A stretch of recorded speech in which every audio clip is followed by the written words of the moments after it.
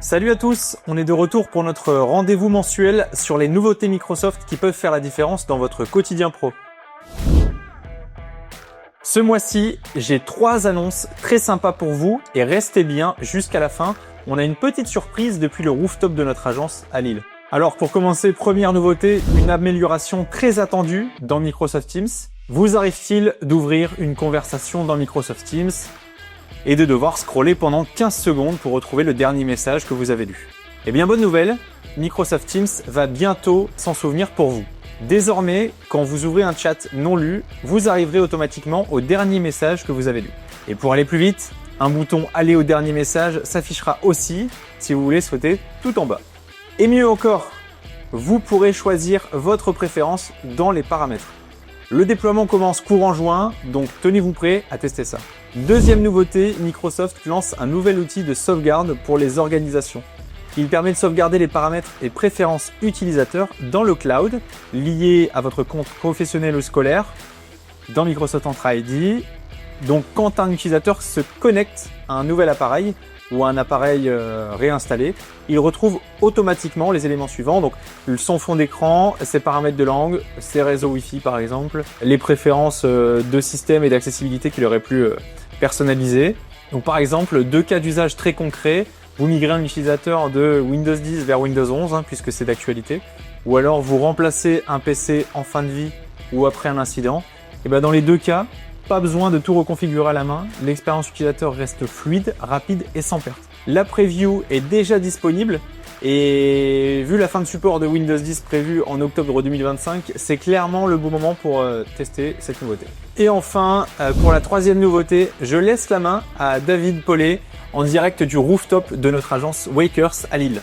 Du coup, tu es là pour nous parler de la nouveauté Entra Connect Sync.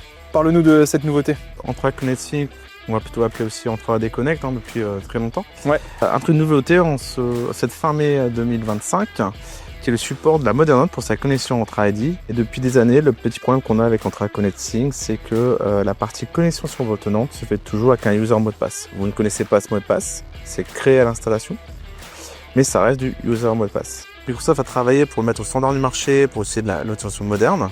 Et depuis le 28 mai dans la version 2.5.3.0, cette nouveauté est disponible en mode preview. Ok, donc il faut attendre un peu. Ouais, vous pouvez le faire en pré-prod, en recette pour le tester. On évitera de la mettre en production. Moi-même, j'ai déjà testé chez les clients, ça marche très bien. Qui va vous permettre en fait de transformer cette authentification user mot de passe en authentification moderne en OAuth 2 avec certificat. L'installation est très facile. Ça va vous demander en fait au niveau de la mise à jour de changer le mode de connexion. Et là, au lieu d'avoir un user mot de passe, vous aurez une appli Entra ID, ce qu'on appelle plus communément un SPN, un service principal Entra ID, qui fera la connexion avec votre Entra Connect Sync local vers le cloud via certificat. Il y a 3 façons de l'utiliser. Si vous essayez de Microsoft le gérer, il va vous installer une application au niveau de votre tenante avec le certificat correspondant qui gérera cette connexion entre votre Entra Connect Sync et Entra ID en application moderne via certificat. Okay. Microsoft gérera également certificat. On préconise d'ailleurs peut-être par défaut, vous êtes peut-être sur des machines assez anciennes ou qui ne prenaient pas en charge la partie TPM. Cette introduction d'utilisation de certificat, on préconise quand même d'utiliser une machine avec une puce TPM pour pouvoir sécuriser la partie privée de votre certificat. Deuxième méthode, vous voulez gérer l'application. C'est ce qu'on appellera le Bring Your Own App. Donc vous créez vous-même l'application, vous créez vous-même le certificat. Par contre, du coup, ça va être dans le store local de la machine, ça sera à vous de le sécuriser, ça sera à vous de le maintenir. Parce que le jour effectivement où votre certificat expire, vous n'avez plus de synchronisation Entra Connect. Ok, donc autant choisir la première option qui est pas plus facile. Et il reste une dernière, c'est la Bring Your Own Certificate. Et là, c'est Microsoft qui installe l'application. Et vous gérez vous-même votre certificat. Imaginons que vous ayez dans votre environnement des HSM pour sécuriser le certificat. Vous voulez peut-être les réutiliser dans ce cas-là. Et dans ce cas-là, vous gérez votre propre certificat. C'est tout? C'est tout pour moi. Nickel. Merci David, c'était complet. Merci. Voilà pour ce mois-ci. Dites-nous en commentaire laquelle de ces 3 nouveautés vous allez tester en premier. Et comme toujours, si vous avez des questions ou si vous voulez aller plus loin, contactez-nous chez Wakers. À très vite.